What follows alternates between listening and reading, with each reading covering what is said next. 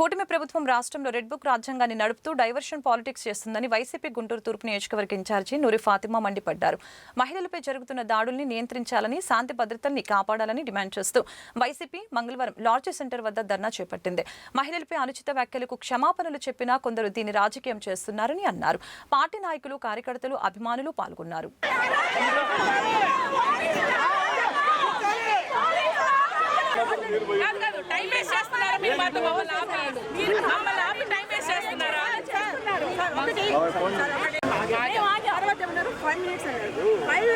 ఇప్పుడు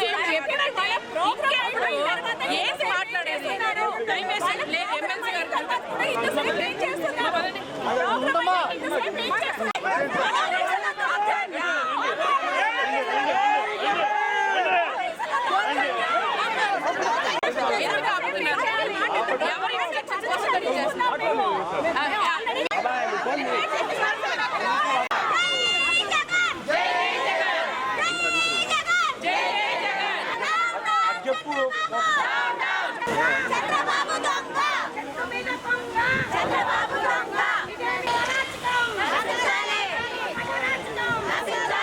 అంబేద్కర్ గారి స్టాచ్యూ దగ్గర ఆయన రాజ్యాంగాన్ని అమలు చేయకుండా రెడ్ బుక్ రాజ్యాంగాన్ని అమలు చేస్తున్న ఈ కూటమి ప్రభుత్వం ఏ విధంగా మహిళలకి అన్యాయం జరుగుతుందో, ఏ విధంగా మహిళలకి వాళ్ళు ఏది కూడా పట్టించుకోకుండా ఈ కూటమి ప్రభుత్వం ఉందో వాళ్ళని ఒకసారి నిద్ర లేపి అరే మహిళలు ఉన్నారు ఈ రాష్ట్రంలో అని చెప్పి నిజంగానే దేశ చరిత్రలో కూడా ఎక్కడైనా కూడా బిఆర్ అంబేద్కర్ గారి ఆశయాల్ని ముందుకు తీసుకెళ్ళడానికి, బిఆర్ అంబేద్కర్ గారు రాసిన ఆయన రాజ్యాంగాన్ని ముందుకు తీసుకెళ్ళడానికి మనం అందరం ఇచ్చేస్తుంటాం. కానీ ఇక్కడ మాత్రం రెడ్ బుక్ రాజ్యాంగం ఎవరికి ఇష్టం ఉంటే వాళ్ళని లోపల తీసుకెళ్ళడం, law and order first of all failure. ఎందుకంటే లా అండ్ ఆర్డర్ వాళ్ళ చేతిలో పెట్టుకొని ఆట బొమ్మల్లాగా ఆడుతున్న ఈ పోలీస్ యంత్రాంగం కానీ, లేకపోతే మహిళలని చూడకుండా ఈ పోలీస్ ఎవరిని పడితే వాళ్ళని జైల్లో తీసుకెళ్ళడం కానీ, ఈరోజు మీరు చూసుకుంటే కూటమి ప్రభుత్వం వచ్చిన తర్వాత ఎంతోమంది ఆడపిల్లల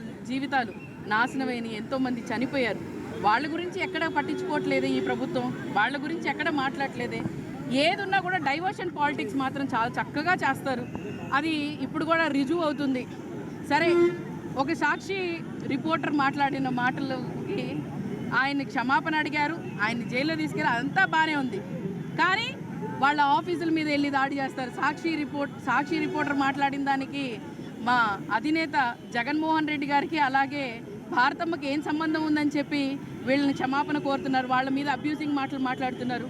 ముందు మీరు చూసుకోండి, ఒకసారి మీ చరిత్ర చూడండి. మీ కూటమి ప్రభుత్వం కానీ, టీడీపీ ప్రభుత్వం కానీ, చంద్రబాబు నాయుడు గారు కానీ, లోకేష్ గారు కానీ ఏ విధంగా ఆడవాళ్ళ మీద మాట్లాడటం, మీ నాయకులు కానీ రోజా గారి మీద మాట్లాడారు, భారతమ్మ గారి గురించి మాట్లాడారు, అలాగే రజనీ గారి గురించి మాట్లాడారు. ప్రతి ఒక్కళ్ళ గురించి ఎలా పడితే అలా మాట్లాడారు.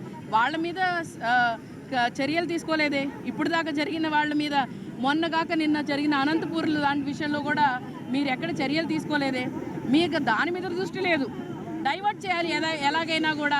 ఇది ఏదున్నా కూడా రాయాల్సింది వైసీపీకే, జగన్మోహన్ రెడ్డి గారికి రాస్తేనే మనకు అంటాల్సిన మట్టి వాళ్ళకి అంటిద్ది అని చెప్పే ఉద్దేశంలో ఈ కూటమి ప్రభుత్వం ఉంది. అందుకోసమే ఎక్కడ పడితే అక్కడికేమో ఆఫీసుల దగ్గరకో వాళ్ళ దగ్గర పంపించి అక్కడ ధర్నాలు చేయించడం చేస్తున్నారు. కానీ నిజంగానే మీకు చిత్తశుద్ధి ఉంటే, మహిళ మీద మీకు గౌరవం ఉందంటే, ఇప్పుడు దాకా జరిగిన అరాచకాల మీద ఒక్కసారి క్లారిటీ ఇవ్వండి. మాకు కూడా ప్రజలు తెలిసింది. ప్రజల్ని ఒకసారి అడుగుతున్నాను, మీరు చూడండి, ఎక్కడ జరిగిన ఏ అరాచకం జరిగినా ఎక్కడ కూడా ఒక టీడీపీ నాయకుడు కానీ, లేకపోతే కూటమి ప్రభుత్వం కానీ దాని గురించి స్పష్టత ఇవ్వలేదు. కానీ ఒక మీడియాలో మాట్లాడిన మాటకి మాత్రం దేశమంతా రాద్ధాంతం చేయాలనే ఉద్దేశం. చేయండి, అది తప్పని మేము కూడా ఖండిస్తున్నాం. వైఎస్ఆర్సీపీ తరపు నుంచి మేము కూడా ఖండిస్తున్నాం. దానికి ఆయన క్షమాపణ కోరటం కూడా జరిగింది. కానీ ఇక్కడ జరుగుతున్న ఆడవాళ్ళ మీద, అరాచకాల మీద మీరు ఎందుకు గొంతెత్తట్లేదని మేము అడుగుతున్నాం. ఈరోజు మేము అంబేద్కర్ గారి విగ్రహం దగ్గరికి వచ్చి, నేను మాతో పాటు మా వైఎస్ఆర్ కార్యకర్తలు అందరూ ఇక్కడికి రావడం జరిగింది. ఈరోజు అంబేద్కర్ గారి రాజ్యాంగం కావాలి అని మేము కోరుకుంటూ ఈరోజు అంబేద్కర్ గారు కూడా ఒక రిప్రజెంటేషన్ ఇస్తూ, ఎందుకంటే ఈ అరాచకాల నుంచి అంబేద్కర్ రాజ్యాంగం మాకు కావాలని మేము కోరుకుంటున్నాము. అయితే మనం చూసుకుంటే ఈరోజు మహిళలకు ఎక్కడా కూడా స్వేచ్ఛ లేకుండా ఉండే పరిస్థితి ఉంది. ఎందుకంటే ఈరోజు ఏ మహిళ కూడా స్వేచ్ఛగా తిరిగే పరిస్థితి లేదు. ఎందుకు ఈ విషయం చెప్తున్నానంటే, నిన్న చూసుకుంటే మన అనంతపురం జిల్లాలో అమ్మాయి తన్మయ్ అమ్మాయి నిజంగా ఎంత దారుణం అండి. అమ్మాయిని చంపడం, బ్రాంగింగ్ బాటిల్స్తో అమ్మాయి తల మీద కొట్టి చంపడం అనేది నిజంగా ఎంత దారుణం. అదేవిధంగా అదే రోజు అంటే 6 రోజుల ముందు వాళ్ళ పేరెంట్స్ కంప్లైంట్ ఇచ్చారు, మా అమ్మాయి కనపడలేదు అని. అక్కడ పోలీసులు నిర్లక్ష్యంగా సమాధానం చెప్తూ ఆ అమ్మాయిని అంటే ఆ రోజు వాళ్ళ అమ్మాయి ఎక్కడుందని ట్రేస్అవుట్ చేసింటే ఈరోజు అమ్మాయి బతికేదని మేము ఈ సందర్భంగా తెలియజేస్తున్నాము. అదేవిధంగా అనంతపురం జిల్లాలో సత్యసాయి జిల్లాలో రామగిరి మండలంలో చూసుకున్నా కూడా ఒక 14 సంవత్సరాల మైనర్ బాలిక ఆ అమ్మాయి మీద కూడా 14 మంది 6 నెలలుగా అత్యాచారం చేస్తున్నారంటే ఆ కామందులు ఏమనాలి. సో ఇలాంటి వాటి అందరికీ కూడా శిక్షించాలని మేము కోరుకుంటున్నాం. అదేవిధంగా చూసుకుంటే ఈరోజు ఎక్కడైనా సరే పోలీస్ వ్యవస్థ, ఎందుకంటే మేము ఈ సందర్భంగా ఎందుకు చెప్తున్నామంటే ఎక్కడైనా సరే ఆడపిల్లలు కష్టాల్లో ఉన్నప్పుడు ఆదుకోవాల్సిన పరిస్థితి పోలీసుకు ఉంటుంది. వాళ్ళు ఈ ఆంధ్ర రాష్ట్రంలో ఎన్ని హత్యలు జరుగుతున్నాయి, ఎన్ని అత్యాచారాలు జరుగుతున్నాయి, ఎన్ని దాడులు జరుగుతున్నాయని ఒక రివ్యూ అన్నా పెట్టుకొని ఖచ్చితంగా వాళ్ళకు న్యాయం చేయాలి. అదేవిధంగా మీరు రివ్యూస్ పెట్టుకునేటట్టయితే ఇప్పుడు పెట్టుకున్నారని తెలిస్తే ఇన్ని అత్యాచారాలు, ఇన్ని దాడులు జరగవు. ఖచ్చితంగా పోలీస్ డిపార్ట్మెంట్ స్పందించి మహిళలకు రక్షణ కల్పించాలి. కూటమి ప్రభుత్వం వచ్చి అధికారంలోకి వచ్చి 1 సంవత్సర కాలం అయింది. ఈ సంవత్సర కాలం కూడా అంబేద్కర్ ఇచ్చిన రాజ్యాంగాన్ని తుంగలో తొక్కి రెడ్ బుక్ రాజ్యాంగాన్ని అమలు పరుస్తున్నారు.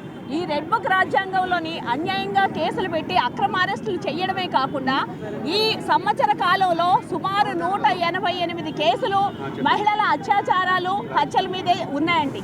ఈ 188 కేసులు కూడా ఇంతవరకు ఒక హోమ్ మినిస్టర్ కానీ, డిప్యూటీ సీఎం గారు కానీ, సీఎం గారు కానీ ఏ విధమైన చర్యలు తీసుకున్నారు అన్నది ఇంతవరకు చెప్పనే లేదు. అది కాకుండా మొన్న సాక్షి డిబేట్లో జరిగింది, కృష్ణరాజు గారు అన్న మాట తప్పే, దానికి ఆయన ఒప్పుకున్నారు, క్షమాపణలు చెప్పారు. క్షమాపణలు చెప్పింది కాకుండా వాళ్ళ మీద, కేఎస్ఆర్ గారి మీద, సాక్షి ఛానల్ మీద కేసులు పెట్టడమే కాదండి, ఆ కేసులు మీరు ఆడవాళ్ళని అసభ్యంగా మాట్లాడినందుకు కేసులు పెడితే ఒక అర్థం ఉంది, దానికి అట్రాసిటీస్ కేసు ఎక్కడి నుంచి వచ్చింది, దేన్ని బేస్ చేసుకొని ఎఫ్ఐఆర్లో అట్రాసిటీస్ కేసు పెట్టారో దానికి సమాధానం చెప్పాల్సిన ఇది ఉంది. అక్కడ కృష్ణరాజు అన్న అతను కానీ, కొమ్మినేని శ్రీనివాసరావు గారు కానీ, లేడీస్కి సంబంధించి కానీ ఎవరికన్నా అట్రాసిటీస్ కేసు ఏ విధంగా అప్లికబుల్ అవుతుందన్నది మీరు ఒకసారి మాకు తెలియజేస్తే అది మేము సమాధానం చెప్తామండి. ఏ విధంగా సంబంధం లేని కేసులు పెట్టి కావాలని రెడ్ బుక్ రాజ్యాంగాన్ని అమలు పరుస్తున్న ఈ లోకేష్ గారు కానీ, పవన్ కళ్యాణ్ గారు కానీ, హోమ్ మినిస్టర్ అనిత గారు కానీ, చంద్రబాబు నాయుడు గారు కానీ దీనికి సమాధానం చెప్పాలి. ముఖ్యంగా అమరావతిలో మహిళలు ఏదైతే ధర్నా చేస్తున్నారో ఆ మహిళా మనురాలందరికీ మేము ఒకటే ఈరోజు ప్రశ్నిస్తాం. అమ్మ, మరి గత 8 నెలలుగా చిన్న పిల్లల మీద, మహిళల మీద ఎన్నో అగాత్యాలు జరుగుతున్నాయి. ఏమైపోయారు తల్లి మీరందరూ ఇన్ని రోజులు? మాకు అర్థం కావట్లేదు. ఎక్కడ ఇళ్లలో ఉన్నారమ్మా? అమ్మ, మన మహిళలమ్మా, మన మహిళలకి ప్రొటెక్షన్ లేదు. ఆంధ్ర రాష్ట్రంలో కూటమి ప్రభుత్వం వచ్చిన తర్వాత గతం 5 సంవత్సరాల్లో కంటే ఈ 8 నెలల్లో మహిళల మీద, చిన్నపిల్లల మీద జరిగిన అగాత్యాలు ఎన్నో. వాటన్నిటికీ మీరు ఎవ్వరూ స్పందించలేదు. మన ఇళ్లలో ఆడపిల్లలే, మన బిడ్డలే, మన కూతుళ్ళే, కాలేజీకి వెళ్ళే పిల్లల మీద అగాత్యం జరుగుతుంది, ఇంట్లోని చిన్న పిల్లల మీద అగాత్యం, 70 ఏళ్ల ముసలి వాళ్ళ మీద అగాత్యం. ఇలాంటివన్నీ జరిగినప్పుడు మహిళలందరూ ఏమైపోయారో మాకు అర్థం కావట్లేదు. తల్లి, మేము అడుగుతున్నాం, మేము ఖండిస్తున్నాం. ఏదైతే ఒక మాట దురుసుగా మాట్లాడారో, దొర్లిందో, దాన్ని మేమందరం మహిళలుగా ఈరోజు మేము కూడా ఖండిస్తున్నాం, క్షమాపణ చెప్పాం. కానీ అంతకంటే ఘోరంగా ఎన్నో చర్యలు జరుగుతున్నాయి మన చుట్టుపక్కల. వారం రోజుల క్రితం మన బిడ్డ లాంటి బిడ్డ, ఇంటర్మీడియట్ చదువుతున్న అమ్మాయి తప్పిపోయిందని పోలీస్ కంప్లైంట్ ఇచ్చిన వారం రోజులైనా అమ్మాయిని పట్టుకోలేదు. ఫోన్ నెంబర్ చెక్ చేస్తున్నాము, ఫోన్ ట్రాక్ చేస్తున్నామని కాలయాపన చేశారు. ఈరోజు ఆ తల్లిదండ్రులు కడుపు కొత్త ఎవరు తల్లి తీర్చేది? ఇదే సంఘటన మన ఇళ్లలో, మన ఇంట్లో జరిగితే మీరందరూ అలాగే మౌనం వహిస్తారా అని అడుగుతున్నాను. ఎవరైతే ఈరోజు రోడ్డు మీదకి వచ్చి ముఖ్యంగా సాక్షి ఛానల్ మీద మరి ధర్నాలు చేస్తున్నారో, మరి అగాత్యం పాటుపడుతుంది, వారందరినీ ఈరోజు నేను ప్రశ్నిస్తున్నా. తల్లి, మహిళలందరి మీద జరిగే అగాత్యాలు కూడా దయచేసి స్పందించండి. ముఖ్యంగా నాయకులందరూ ఏమయ్యారు? దళిత నాయకులు ఏమయ్యారు? ఎక్కువగా జరిగిన అగాత్యాల్లో దళితుల మీద అగాత్యం ఎక్కువ జరిగింది.